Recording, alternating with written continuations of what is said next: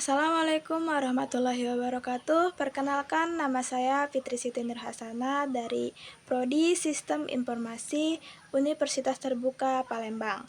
Semoga kita semua dalam keadaan baik dan tetap semangat dalam belajar. Kali ini saya akan mempresentasikan pengerjaan tugas praktik struktur data.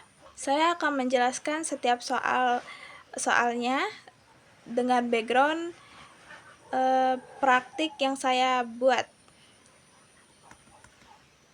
Sebelum langsung ke nomor 1, di sini saya harus membuat public class-nya dulu, dan di sini saya membuat public class dengan judul tugas struktur data.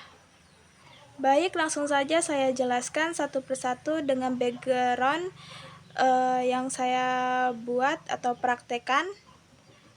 Berikut saya langsung saja di soal nomor 1, yaitu membuat deklarasi variabel dengan tipe data integer yang bernama struktur baris. Dalam pemrograman Java, deklarasi variabel integer dilakukan dengan sinteks, yaitu Java int struktur baris. Kata kunci int digunakan untuk mendeklarasikan tipe data integer atau bilangan bulat, diikuti dengan nama variabelnya, yaitu struktur baris. Nah, setelah itu di sini belum diberi nilai. Jadi saya contohkan bilangan bulatnya adalah 10. Untuk soal nomor 2, yaitu membuat deklarasi variabel string bernama kata baru yang berisikan teks deklarasi tipe data string. Dalam Java, untuk tipe data string kita menggunakan sinteks, yaitu Java string kata baru dan lalu diberi teks, yaitu deklarasi tipe data string. Dan di sini bahwa nilai string harus diapit oleh tanda kutip ganda. Dengan ini variabel kata baru sekarang menyimpan nilai teks tersebut dan siap untuk digunakan. Untuk soal nomor 3, yaitu membuat array satu dimensi integer bernama 4 angka yang berisi angka 7, 10, dan 23. Array adalah struktur data yang menyimpan kumpulan data dengan tipe yang sama dalam Java. Cara yang saya gunakan adalah dengan langsung menganalisis nilainya, yaitu Java int 4 angka, yaitu ada 7, 10, 20, dan 23. Atau bisa juga sebenarnya dengan sinteks int tanda kurung 4 angka new int dalam kurung 7, 10, 20, dan 23. Di sini juga perlu diperhatikan jika nomor 7 dituliskan dengan 07, 0 di depan itu tidak diperlukan dan akan dianggap sebagai bilangan yang sama. Lalu di nomor 4, yaitu membuat array 2 dimensi string bernama angka dengan ukuran 3x3 mengisi dengan angka-angka yang diberikan. Pada soal angka-angka yang diberikan yaitu ada 135 dalam kurung pertama, kurung kedua ada 14, 19, 20, dan kurung ketiga adalah 22, 27, dan 29. Di sini string dengan tanda kurung 2 menunjukkan ini adalah array 2 dimensi bertipe string. Kurung kurawal luar mewakili seluruh array, setiap kurung kurawal dalam mewakili satu baris.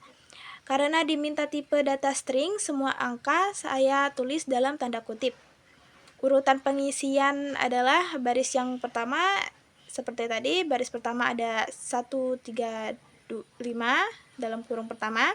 Lalu di baris kedua atau kurung kedua yaitu ada 14, 19, 20, dan baris ketiga ada 22, 27, dan 29.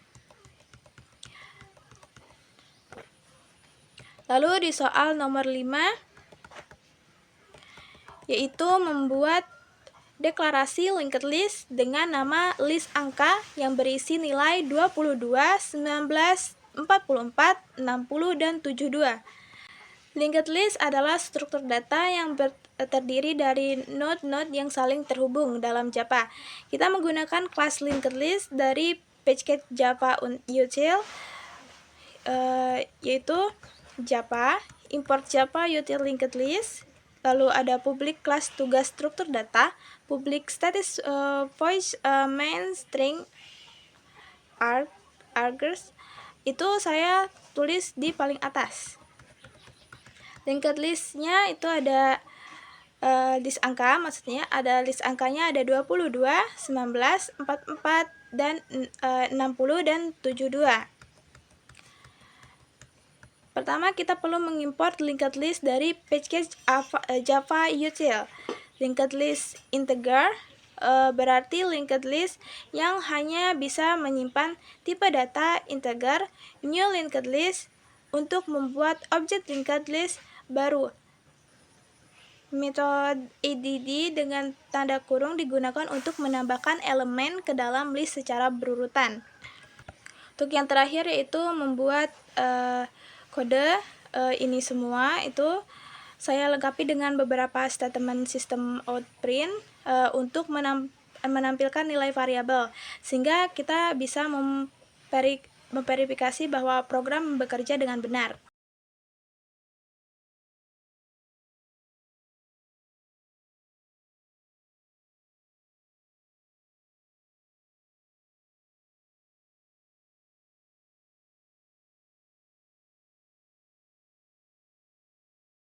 Baik, demikian penjelasan saya mengenai pengerjaan tugas praktik struktur data ini. Melalui tugas ini, saya menjadi lebih memahami berbagai struktur data dalam Java seperti variabel, array, dan linked list. Semoga penjelasan saya dapat dipahami.